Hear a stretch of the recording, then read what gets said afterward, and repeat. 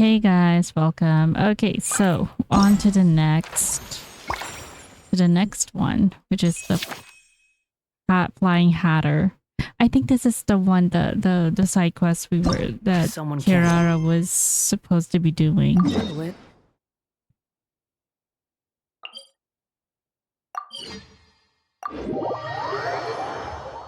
The one where we parted with her at the train station and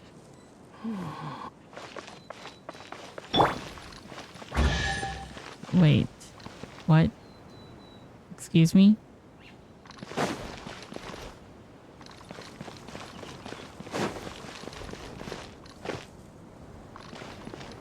I thought I just heard something.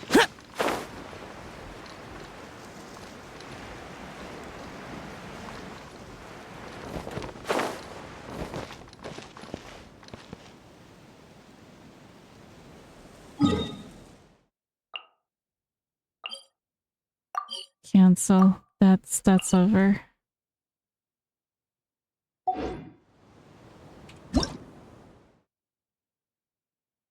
Hmm?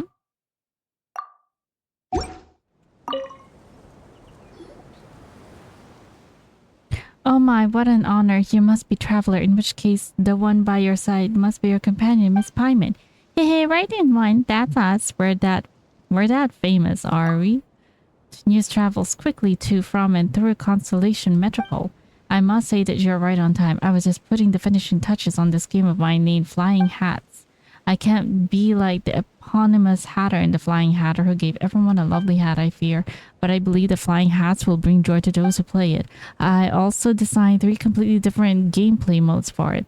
Don't worry, the rules aren't too complicated. You'll figure it out after just one game, I guarantee it. I'll give it a try. Alrighty. Then, this way, please. There are 3 game modes in Flying Hatter Strick, with each having different scoring rules, with blue radicals marking targets that can be attracted. Use the marvelous Flying Hat to score as many points as you can. The damned will sooner die again. About the Flying Hatter. Interested in this tale, are you? I'll go over it with you. It's not too long a tale. So our tale begins with a masterful hatter. This master of hats made the very best ones in the world, and each day there would be a stupendous crowd outside his door.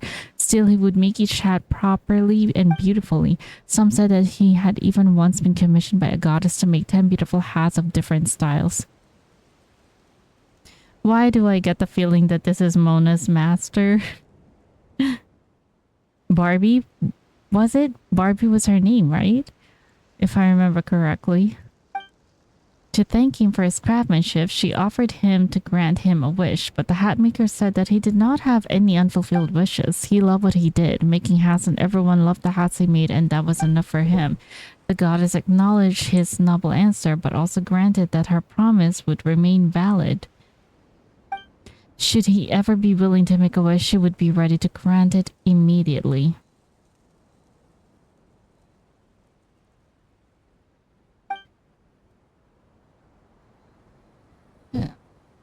Keep listening. But before the Hatter had thought of something he truly wanted fulfilled, soldiers in the employ of a noble suddenly came knocking at his door.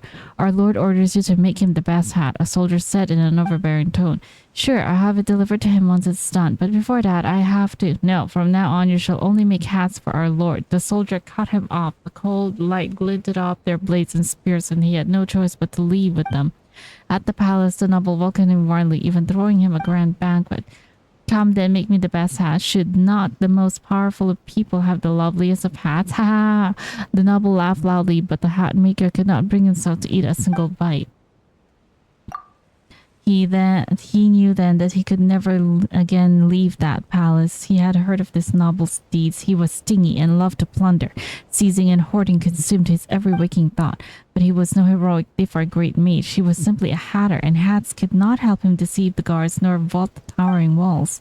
And at that moment, the aggrieved hatter remembered the goddess's promise and realized that it might be his lifeline, and so he pushed the window open and prayed in silence. Dear goddess, please help me escape from this cage. There are still too many out there waiting for me to make nice hats for them. I want to be free to make hats for everyone. That's my wish. Keep listening. In the instant after he finished his wish, the hat in his hands leaped into the air, suddenly fastening itself into his head. His whole body floated up with that hat and was carried out the window, soaring high over the stunned guards and over the heavily guarded walls. A rain of arrows pursued him, but they were turned aside gently by the wind. The flabbergasted guards could only watch as the hat maker flew away from the manse. From the manse? From the manse. After that, none would again see the hat maker in the city. His hat shop was demolished by the frustrated aristocrat. But the hat maker's good neighbors knew that he was still working to make hats for the people. If one wanted to order a hat from him, you had to do something after midnight, writing your request on the bark of a tree using jam, before placing the bark and payment for the hat on the highest chimney. Within a week, a beautiful hat bearing the scent of green grass would appear on your windowsill, and that was how everyone came to call him the Flying Hatter. And that was a very nice story. I'll give it a try. Although I'm not certainly for sure how this was supposed to how this is supposed to go. In the light a glimmer mode, the flying hat can attract one toy figure at once. Each time this happens, it will accumulate combo. The higher a combo, the more points you gain for attracting toy figures. When you attract an explosive barrel, your combo will be cleared and you will lose a certain number of points. Your combo will also be cleared if the flying hat is unable to accurately attract toy figures or does not attract anything for a long period of time. Hmm?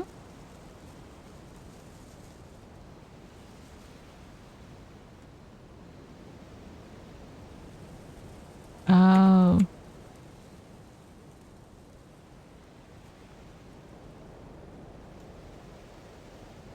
Oh, so that's how it's done. Huh?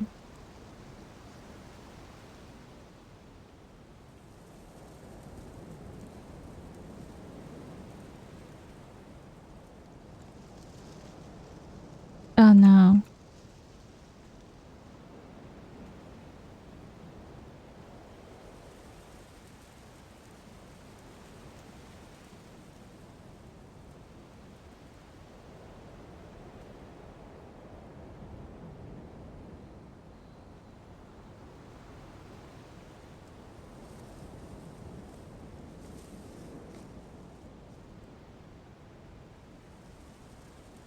Mm-hmm.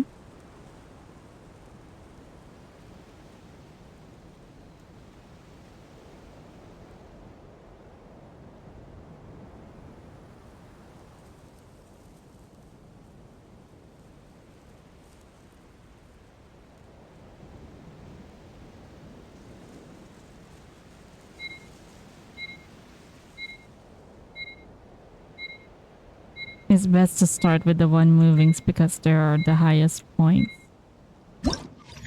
Okay. Did I do well? 2,000 points. Okay, let's try that again. It's probably because I at least now I know what to do.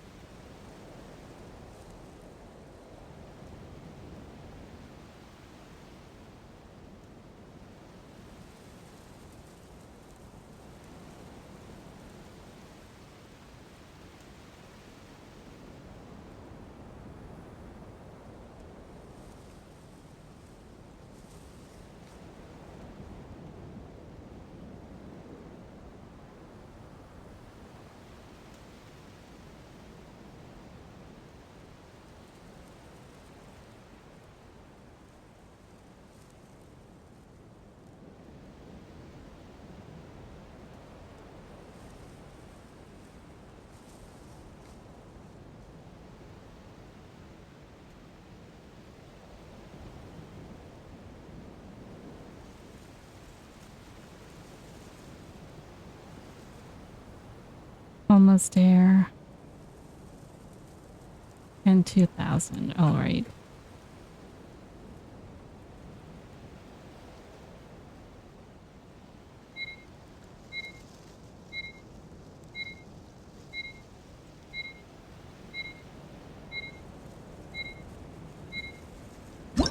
Okay.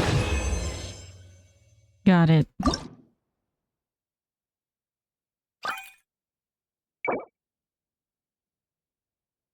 2,400.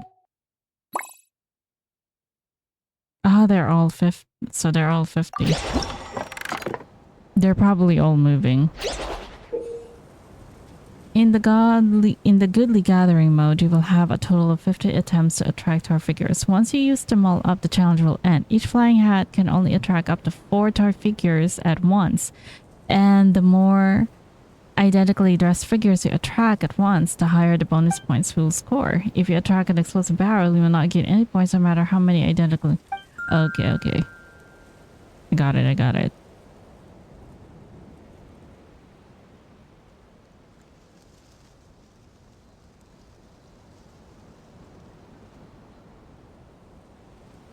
Oh no.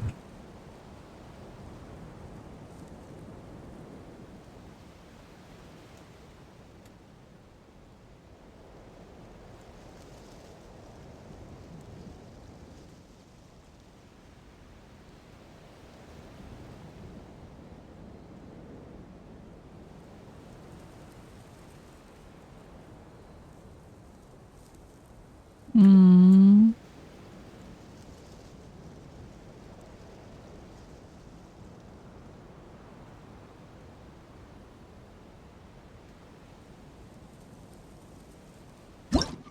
Oh. I think I got all of it. Right.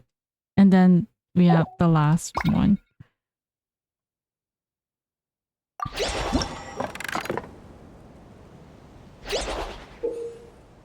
In Puzzle Identity, every stage will have 4 rounds in total. When each begins, the clothes of the toy figures will be briefly displayed before they and the items will be covered by gift boxes. After you have attracted all the toy figures in each round, you will gain a certain amount of bonus points. The next bonus point for each gift box that is present still on the field. If you have not completed objectives when the timer runs out, you will not... But wait, what am I... So, attract toy figures hidden by the... So it's like, I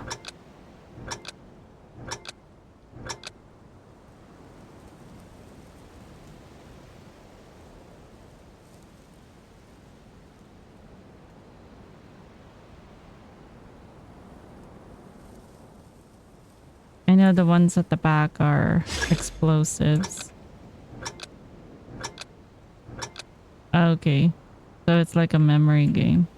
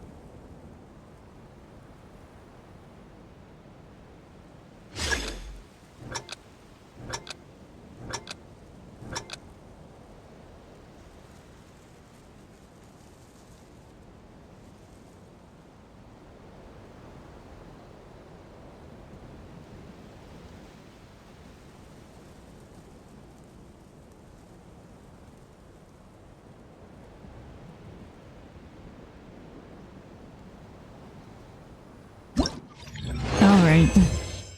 That wasn't so bad. Alright, then I guess that's it.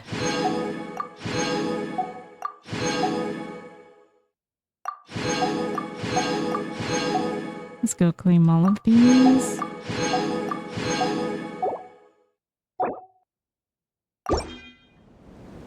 And that's it for this mini event.